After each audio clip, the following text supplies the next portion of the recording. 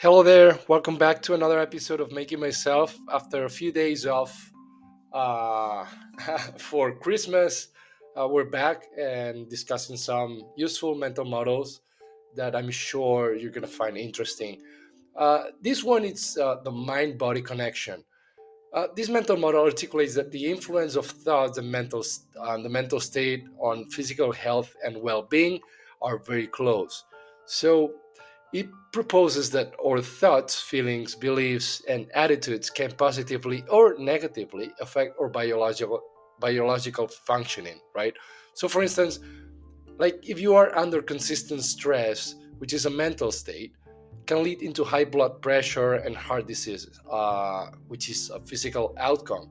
So on the flip side, what we do with our physical body, what we eat, and how much we can exercise, even the posture that we adopt, can impact our mental state.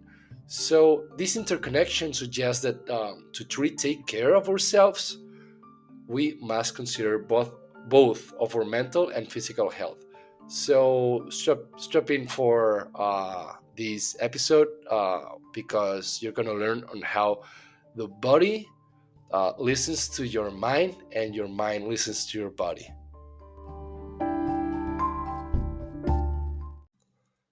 So let's first talk about how the brain can affect the body.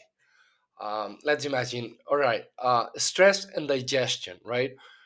When you're stressed, your brain releases hormones like cortisol, which can impact your digestive system. This may lead to issues like indigestion, bloating, or even more severe problems over time. That's one of the examples, right?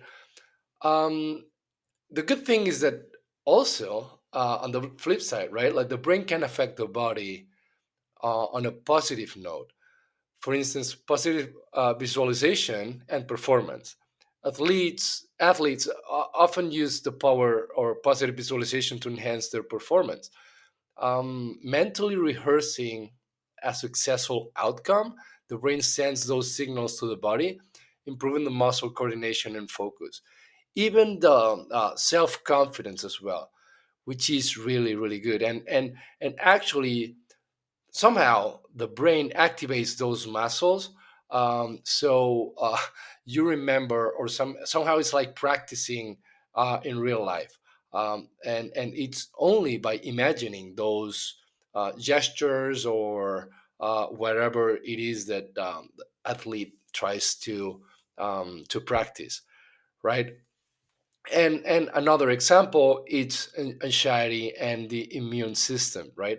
Prolonged anxiety and chronic stress can weaken the immune system, so the brain reacts and perceive the threats and releases chemicals, right, that over time may compromise the body's ability to defend against illnesses. For instance, there's also when we are in depression, right? It's kind of like the body attacks itself, and regardless of or epigenetic or pre-deconditioning genetic condition, it might even affect and cause like severe diseases, or self-immune system will be weaker, and then we might even like have cancers and really stronger and diseases which are not really welcome.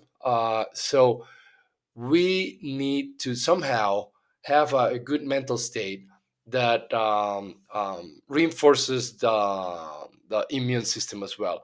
That's why practices like uh, meditation and such things are good, because we oxygenate the brain, which the oxygen flows better, and kind of it affects in the end or body and physical health as well. So it's not only for our brain, it's also good for our body. Imagine also when you have like a tough week, right, where you have deliveries and there's a lot of tension with maybe colleagues or whatnot, right? So you start experimenting like headaches.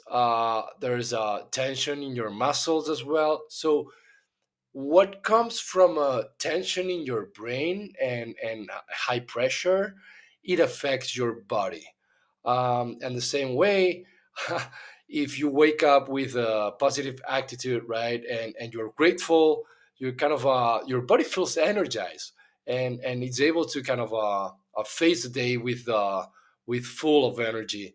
And there's an optimist mindset, right, that it translates into a really good physical feeling, full of vitality, and that's a really good thing, right? So we can affect that somehow. Also, having self confidence, it makes us to have a good posture and a positive posture with self confidence. So imagine, right, before a presentation, it's important that we are self confident. We need to avoid um, the imposter syndrome, right? And we there's some techniques in terms of having some self confidence. For instance, thinking about the people that wants to listen to you because somehow you know and you are an expert, or somehow like you really know about the matter that you're going to talk to. And you need to think about all these people that are really interested in what you need to talk about. That's a good practice. So having the self confidence, you will adopt this posture, which is actually reinforcing what you're talking about, because then you appear more competent, right?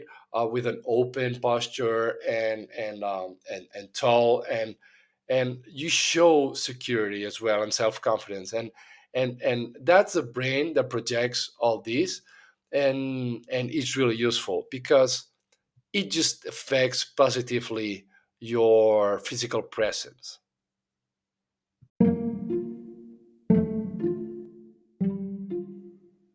The good news on that is that there's also a flip side, right? Um, we can actually affect the brain by having like power poses. There are some research from Harvard School that they saw there were psychologists and they saw that by adopting power poses like getting bigger and extending our arms in open postures and even like holding a pencil within your mouth, which is kind of a way to force ourselves to smile. Somehow it is the shape of the smile, right? It affects our brain in a positive note. Because if we force ourselves to smile, our brain, we're kind of faking it, right? But our brain also adopts this mindset. So by adopting these big and good postures with self-confidence, or what someone with self-confidence how they would act, the brain starts believing in what the body is doing. So is this kind of dance between the body and the mind, which is really interesting. All the things that we can see on how the body can affect the brain and the mind, it's easy, right? It's having regular exercise. By exercising, you have a good mental health as well, because we basically bring more flow, oxygen to the brain, and we experiment an improvement on our mindset and mental state. We reduce the stress. We generate endorphins as well, which are really good for us. And our body, when it's active, it just contributes to a good mental balance, which is great for us as well. On the flip side, the body also can affect negatively to the brain, right? Imagine we are in a bad position, like we are shrinking and kind of a curve kind of position. We are gonna affect our mindset, and we're gonna be a little bit more sad. Um, if we spend maybe, if you think about it, your posture when you're working, if you work in front of the computer and the computer it's kind of in a bad position, you're gonna adopt a bad posture, and it's gonna affect your mindset and your state, right? Mental state. Maybe you'll be grumpy, and you'll feel more tired. So those postures will affect negatively to your mental state, and we need to avoid that stuff. The same way that we can adopt and affect positively to our mindset and brain, we can do the same with bad posture, and we should avoid that. Another good thing that we could do, and that's a given, right? Which is the uh, adopting good nutrition and having a balanced nutrition and good diet, right? To keep it balanced and healthy. This kind of it's a given because it's going to give more clarity to our mental state and more focus. So really good nutrition, it's going to benefit a lot to the our cognitive functioning, and and that's something that we need to take in mind, because sometimes it's not easy to keep it, but it's really relevant and important for our mental health as well as our physical health.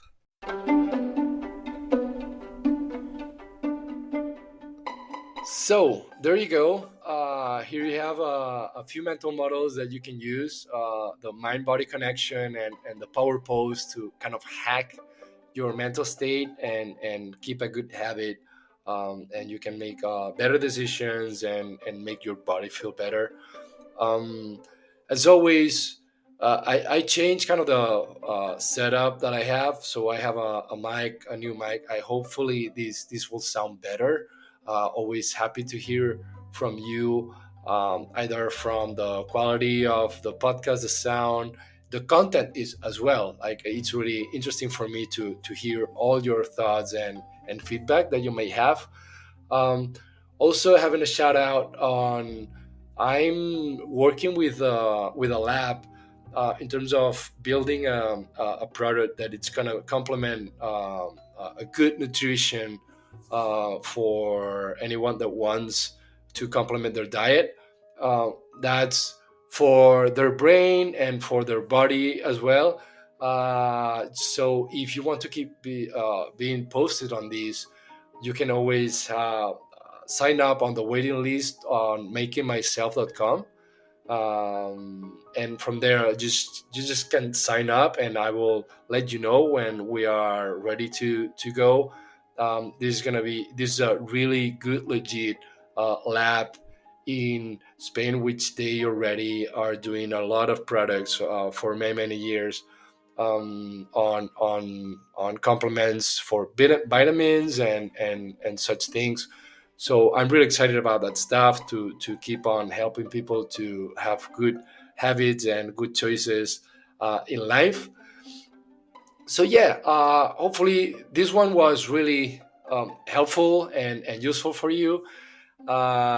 So yeah, hopefully you'll know a few hacks now to get a better um, health for your body and your mind. So I guess I'll see you next time. Thanks so much for listening, and looking forward to the next one. Take care. Bye.